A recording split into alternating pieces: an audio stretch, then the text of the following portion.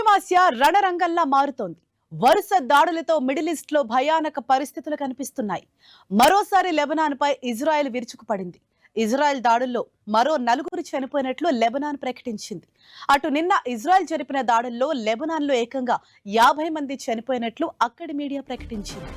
మరోవైపు ఇరాన్ పై కూడా Israel, America వరుస దాడులకు తెగబడుతోంది. పశ్చిమాసియా రణరంగంలా మారుతోంది. వరుస దాడులతో మిడిల్ ఈస్ట్ లో భయానక పరిస్థితులు కనిపిస్తున్నాయి. మరోసారి లెబనాన్ పై ఇజ్రాయెల్ విరుచుకుపడింది. ఇజ్రాయెల్ దాడుల్లో మరో 4 చనిపోయినట్లు లెబనాన్ ప్రకటించింది. అటు నిన్న ఇజ్రాయెల్ జరిపిన దాడుల్లో లెబనాన్ లో ఏకంగా 50 మంది చనిపోయినట్లు అక్కడి మీడియా ప్రకటించింది. మరోవైపు ఇరాన్ పై కూడా ఇజ్రాయెల్, అమెరికా వరుస దాడులకు తెగబడుతోంది. గల్ఫ్ దేశాలపై ఇరాన్ దాడులకు తెగబడుతోంది. ఇప్పటికే దుబాయ్, అబుదాబి, ఖతర్, కువైట్ లాంటి ప్రాంతాలపై విరుచుకుపడిన ఇరాన్ తాజాగా దుబాయ్లో విధ్వంసం సృష్టించింది. అమెరికా రాయబారి కార్యాలయం లక్ష్యంగా దాడి చేసింది. దుబాయ్లోని అమెరికా కాన్సులేట్ పై ఇరానియన్ షాహెద్ డ్రోన్ దాడి చేసింది. దీంతో కాన్సులేట్ భవనం తీవ్రంగా దెబ్బతింది. ప్రాణ నష్టం గురించి ఇంకా తెలియాల్సి ఉంది.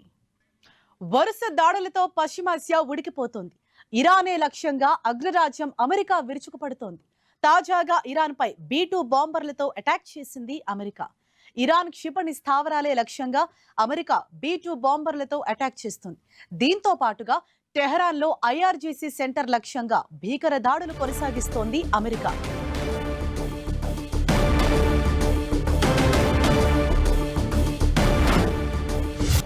వరుస దాడులతో పశ్చిమాసియా ఉడికిపోతోంది. ఇరానే లక్ష్యంగా అగ్రరాజ్యం అమెరికా విరుచుకుపడుతోంది. తాజాగా ఇరాన్ పై B-2 బాంబర్లతో అటాక్ చేసింది అమెరికా. ఇరాన్ క్షిపణి స్థావరాలే లక్ష్యంగా అమెరికా B-2 బాంబర్లతో అటాక్ చేస్తోంది. దీంతో పాటుగా టెహరాన్ లో IRGC సెంటర్ లక్ష్యంగా భీకర దాడులు కొనసాగిస్తోంది అమెరికా. మిడిల్ ఈస్ట్ లో బాంబుల వర్షం కురుస్తోంది. అటు ఇరాన్, లెబనాన్లపై అమెరికా, ఇజ్రాయెల్ మరోసారి విరుచుకుపడ్డాయి. ఇరాన్ అధ్యక్ష భవనంతో పాటు 2 అణు కేంద్రాలపై దాడులు చేశాయి. ఖమేనీ వారసుడిని ఎన్నుకోవటానికి ఓటింగ్ నిర్వహించాల్సిన కార్యాలయం పైన బాంబులు వేశాయి. లెబనాన్ పై ఇజ్రాయెల్ విరుచుకుపడుతోంది. బీరూట్ లోని దహియాలో విధ్వంసం సృష్టించింది. హెజ్బొల్లా కేంద్రాలు టార్గెట్ గా దాడులు చేస్తోంది. తాజా దాడుల్లో హెజ్బొల్లాల టీవీ, రేడియో స్టేషన్లకు నష్టం వాటిల్లింది. దక్షిణ లెబనాన్ లోకి మరిన్ని బలగాలను ఇజ్రాయెల్ తరలిస్తోంది. హెజ్బొల్లాల స్థావరాల చుట్టూ ఉన్న 80 గ్రామాల ప్రజలు ఖాళీ చేసి సురక్షిత ప్రాంతాలకు వెళ్లాలని, లేకపోతే తీవ్రంగా నష్టపోతారని హెచ్చరించింది. తాజాగా లెబనాన్ పై ఇజ్రాయెల్ జరిపిన దాడుల్లో 40 మంది మరణించారు, 200 మందికి పైగా గాయపడ్డారు. మరోవైపు హెజ్బొల్లా లక్ష్యంగా దాడులకు దిగిన ఇజ్రాయెల్ సైన్యం లెబనాన్ లోకి ప్రవేశించింది. ఇటు అమెరికా స్థావరాలు, ఎంబసీలను ఇరాన్ లక్ష్యంగా చేసుకుంది. అమెజాన్ సెంటర్ల పైన దాడులు చేసింది. యుద్ధం కారణంగా మరణాల సంఖ్య భారీగా పెరుగుతోంది.